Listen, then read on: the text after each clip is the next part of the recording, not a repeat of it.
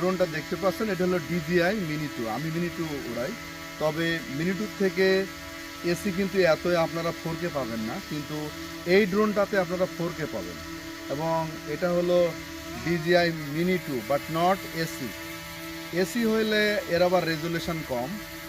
এবং সবথেকে মজার বিষয় হলো, আমি যদি এরকম করি, দেখো, যদি আমি মনে করি যে আমি নামাবো, তাহলে আমাকে যেটা করতে হবে যে ওখানে যখন নিচের দিকে আমি চাপ দেব তখন দেবো, এবং যদি সঙ্গে সঙ্গে যদি আমি ধরি, এটা এটা এটা এটা হ্যাঁ, নামাই দাও, নামা নাও, হয় না স্যার। Landing. এই যে